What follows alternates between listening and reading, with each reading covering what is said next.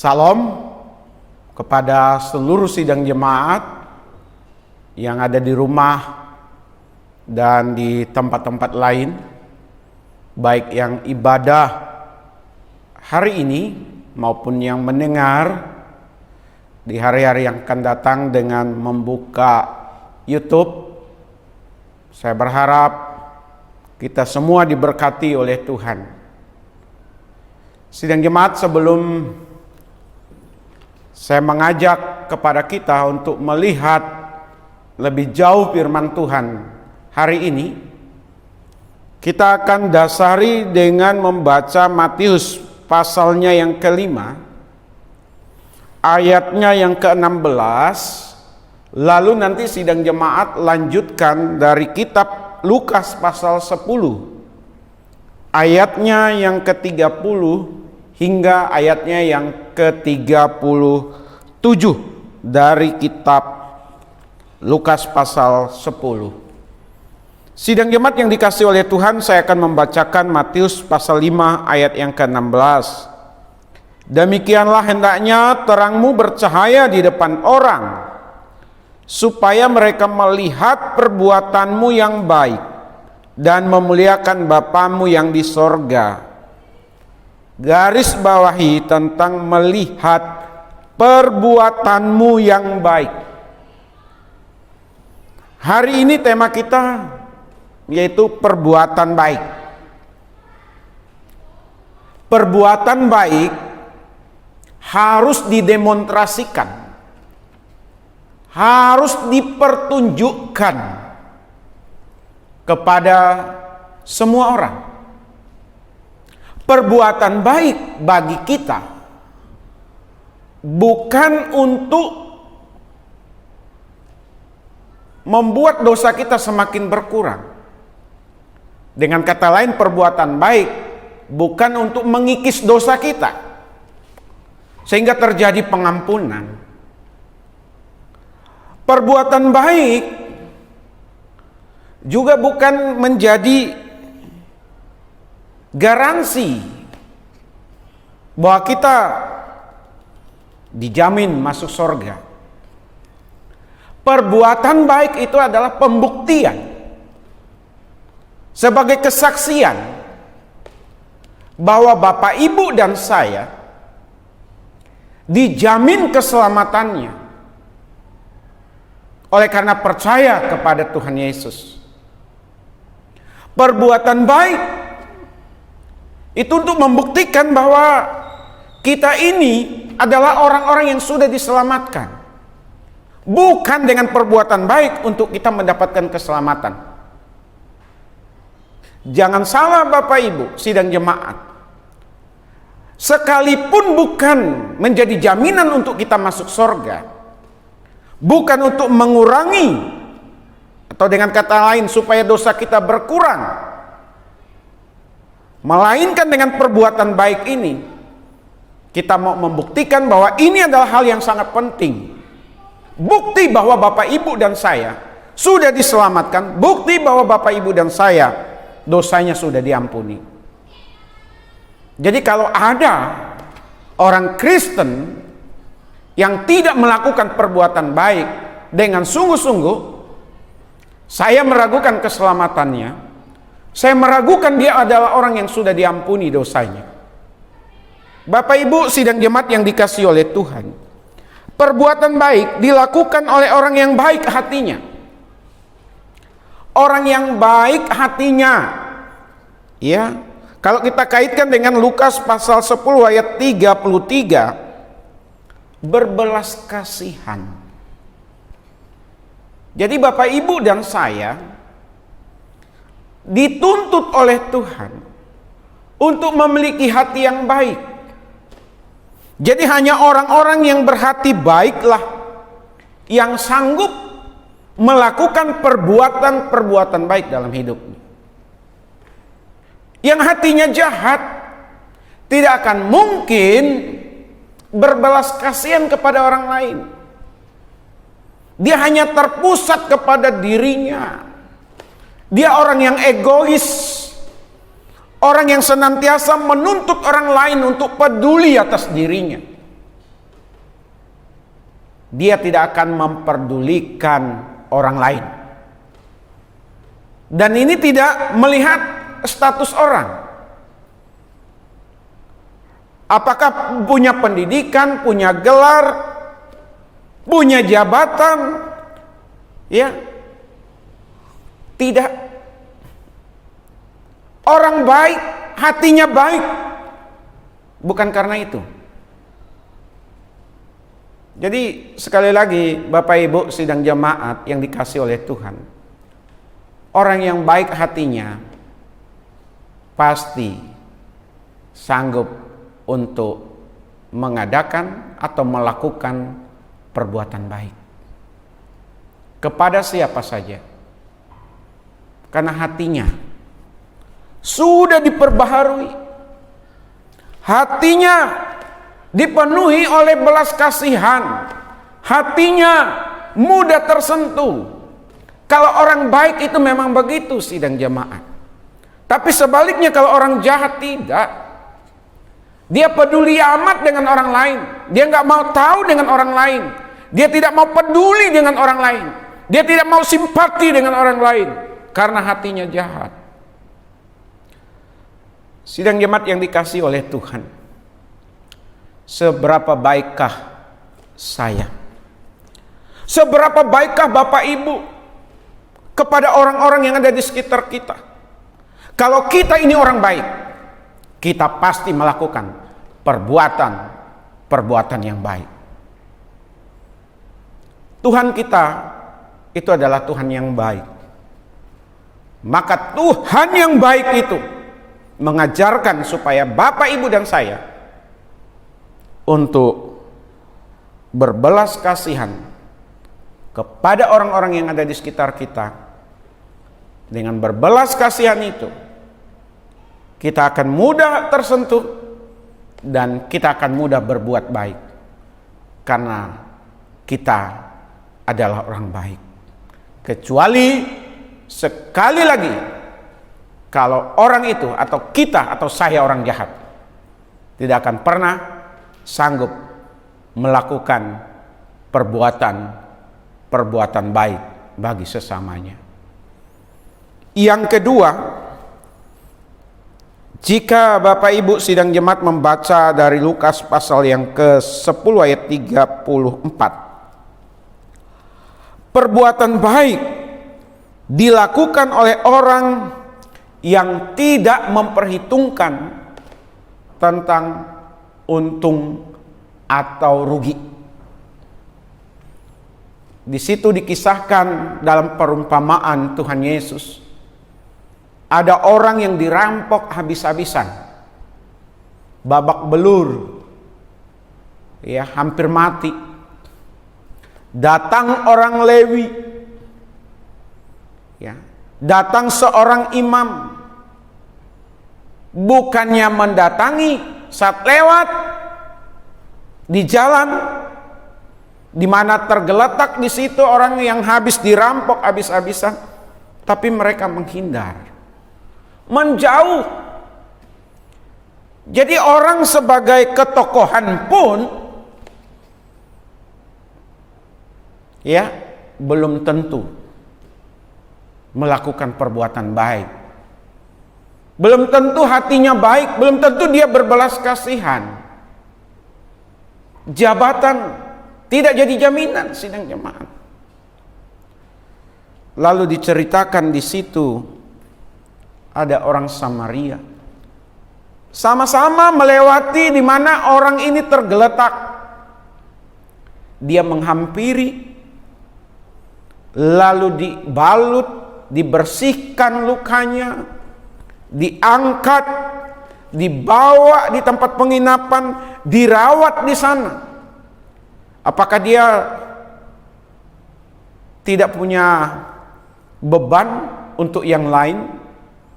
Misalnya dikejar-kejar oleh waktu. Saya yakin dia bukan orang pengangguran sidang jemaat. Dia bukan orang yang santai. Saya yakin dia ini adalah orang yang sibuk. Tetapi demi kemanusiaan, melihat saudaranya sesama manusia Dia tidak tega. Itulah orang baik. Dia hampiri, dia berkorban dari segi waktu, dia berkorban dari segi tenaga, dia juga berkorban dari segi dana. Sidang jemaat, orang yang baik dalam hal berbuat baik, dia tidak pernah menghitung saya dapat apa. Bagi dia, apa yang dia lakukan demi dan atas nama kemanusiaan, dia lakukan sesungguhnya untuk Tuhan. Karena di awal dalam bacaan kita, ya, sehingga muncul perumpamaan dalam Lukas pasal 10 ayat 30 sampai 37 ini diawali dengan kasih. Kasih kepada Allah, kasih kepada sesama, itu bagaikan mata uang, dua sisi mata uang yang tidak bisa terpisahkan. Kalau kita mengasihi Tuhan, maka kasih kita kepada sesama kita pun akan terlihat. Akan ada muncul belas kasihan, akan ada simpati melihat saudara-saudara sesama manusia yang ada dalam kesusahan, yang ada dalam penderitaan, yang sedang mempertaruhkan nyawanya. Ini terlepas dari orang-orang tertentu yang mencari keuntungan di atas penderitaan orang lain, yang menjual kesusahan orang lain untuk kepentingan dirinya. Itu banyak, itu ada. Tetapi janganlah sampai kita akhirnya berhenti untuk berbuat baik. Dan kita jangan berhitung-hitung kalau sedang melakukan perbuatan baik. Jadi Bapak Ibu sidang jemaat, jangan mengukur segala sesuatunya demi dan atas nama kepentingan kita. Tetapi kita harus melihat itu karena kasih kita kepada sesama. Kasih kita kepada sesama itu adalah pembuktian kasih kita kepada Tuhan. Jadi sidang jemaat yang dikasihi oleh Tuhan, perbuatan baik dilakukan oleh orang yang senantiasa tidak memperhitungkan untung atau rugi. Dia korbankan waktunya, dia korbankan tenaganya, dia korbankan dananya demi untuk menolong sesamanya yang sedang mengalami penderitaan, yang sedang mengalami kesusahan. Apakah itu sakit penyakit, apakah itu karena bencana alam, dan lain sebagainya.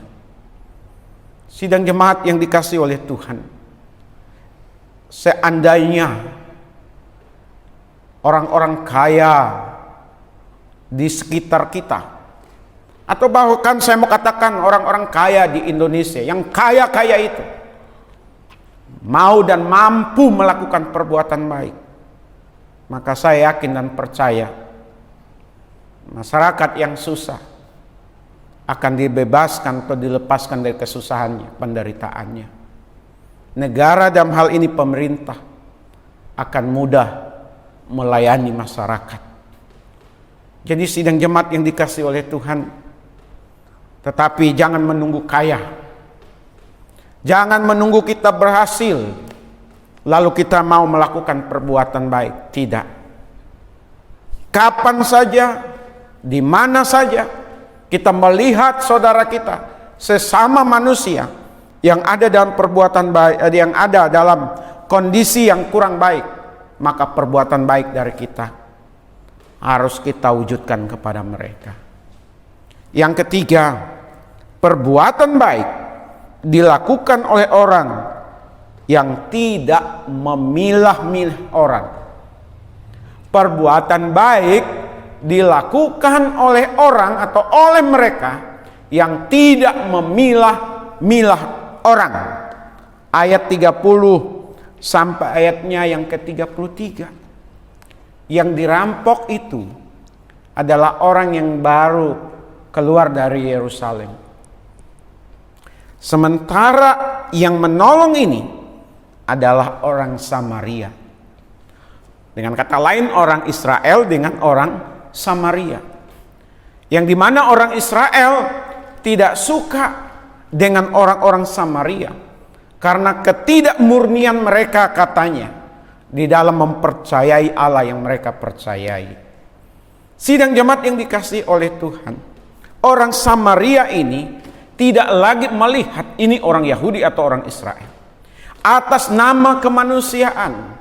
Jadi Bapak, Ibu, dan saya dalam hal mewujudkan tindakan kasih dalam perbuatan baik, kasih kita kepada Tuhan dan kasih kita kepada sesama, hendaknya kita tidak boleh melihat dari agamanya apa, tidak boleh melihat dari suku apa, dari bangsa mana, dari marga apa. Kalau kita masih memilah-milah, ini suku yang harus saya bantu karena dia satu suku dengan saya, ini orang satu gereja dengan saya, yang bukan satu gereja dengan saya nggak perlu berbuat baik kepada mereka. Yang satu agama dengan saya, dengan yang tidak, maka saya akan membantu yang mereka yang satu agama dengan saya saja. Itu adalah kekeliruan. Kita harus lepaskan demi kemanusiaan dalam berbuat baik. Jangan pandang agama apa, jangan lihat dari suku mana, jangan pandang dari organisasi mana. Jangan. Kalau kita masih melakukan perbuatan baik dengan memilah-milah objek, sasaran untuk kita berbuat baik, pemikiran kita berarti belum mendalam. Pemahaman kita tentang kemanusiaan berarti masih rendah. Sidang jemaat, mari sidang jemaat dan saya, kita sama-sama belajar. Mari kita berbuat baik tanpa memandang siapa dia. Selagi dia manusia yang menderita, yang ada dalam kesusahan, yang ada dalam sakit penyakit, mari kita bantu, mari kita tolong, kita berbuat baik.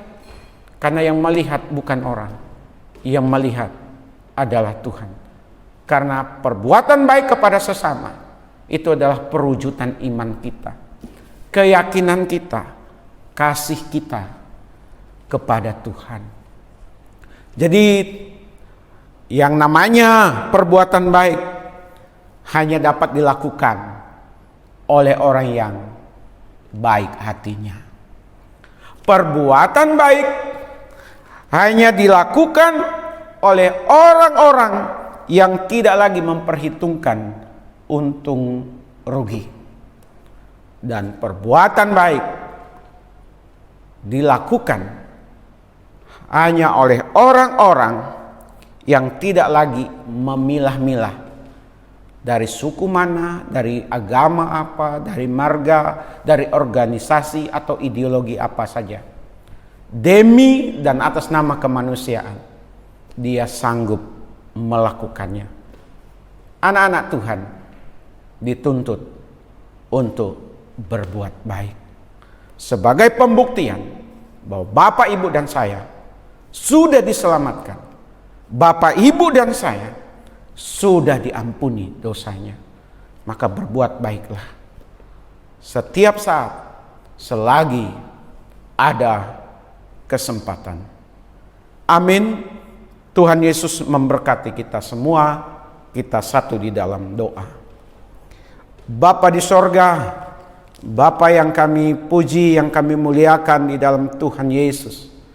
Pada kesempatan ini kami bersyukur kepadamu. Kami diingatkan untuk melakukan perbuatan-perbuatan baik bagi sesama kami. Kami belajar hari ini dari orang Samaria yang luar biasa, diumpamakan, diberikan perumpamaan bagaimana kami harus menerapkan kasih kepada sesama kami. Tuhan, seringkali kami tidak melakukan yang baik-baik, tidak melakukan perbuatan baik kepada sesama kami. Ampuni kami ya Tuhan. dan ajari kami untuk melakukan mulai hari ini dan hari-hari seterusnya. Kami berdoa untuk kami semua, karuniakan kesehatan, kekuatan bagi kami Tuhan. Ajari kami untuk bersyukur untuk apa saja dalam kehidupan ini yang terjadi atas hidup kami. Kami belajar bersyukur dan terus bersyukur kepada Tuhan. Tidak mudah menyerah menghadapi keadaan-keadaan sulit, tantangan-tantangan hidup. Karuniakan hikmat bagi kami, karuniakan daya tahan bagi kami, untuk kami dapat berinovasi, kreatif, dan menghadapi apapun juga. Dan berkati usaha pekerjaan kami ya Tuhan. Sanggupkan kami mendidik anak-anak kami di dalam takut akan Tuhan. Sanggupkan orang tua menjadi pendoa-pendoa syafaat bagi anak cucu menantunya. Dan kami berdoa bersama ya Tuhan, supaya gereja Tuhan di mana-mana tempat mampu untuk melakukan perbuatan-perbuatan baik sebagai bukti kami sudah menerima belas kasihan yang daripada Tuhan. Kami berdoa untuk bangsa dan negara kami Tuhan. Tuhan tolong pemerintah kami dari pusat hingga daerah.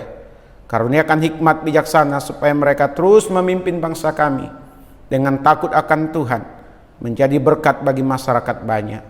Tokoh-tokoh politik di bangsa ini supaya mereka bersatu padu memajukan Indonesia, sehingga Indonesia menjadi bangsa yang terus maju dan maju, mampu bersaing dengan bangsa-bangsa lain. Oleh karena pemikirannya cerdas cemerlang, tidak hanya berpikir untuk kepentingan diri, tidak hanya untuk kepentingan bangsa dan negara Indonesia, tetapi untuk kepentingan dunia. Biarlah lahir pemimpin-pemimpin hebat di negeri ini, termasuk lahirlah pemimpin dunia di negara kami Indonesia. Terima kasih, ini doa kami hanya kepada Tuhan Yesus kami berdoa dan mengucapkan syukur kami. Mari kita bersama-sama mengucapkan doa Bapa kami. Bapa kami yang di sorga, dikuduskanlah namamu, datanglah kerajaanmu, jadilah kehendak-mu di bumi seperti di sorga. Berilah kami pada hari ini makanan kami yang secukupnya, dan ampunilah akan kesalahan kami, seperti kami juga mengampuni orang yang bersalah kepada kami. Dan janganlah membawa kami ke dalam pencobaan, tetapi lepaskanlah kami daripada yang jahat. Karena Engkau yang punya kerajaan dan kuasa dan kemuliaan sampai selama-lamanya. Sidang jemaat milik Tuhan, kekasih-kekasih dari Tuhan, arahkanlah hati dan pikiran kita, dan terimalah berkat darinya. Adapun kasih karunia dari Bapa kita di sorga, damai sukacita di dalam Tuhan Yesus, pimpinan penghiburan, pengajaran dari Roh Kudus, menyertai kita sekalian hari ini, besok, bahkan sampai selama-lamanya. Haleluya. Amin.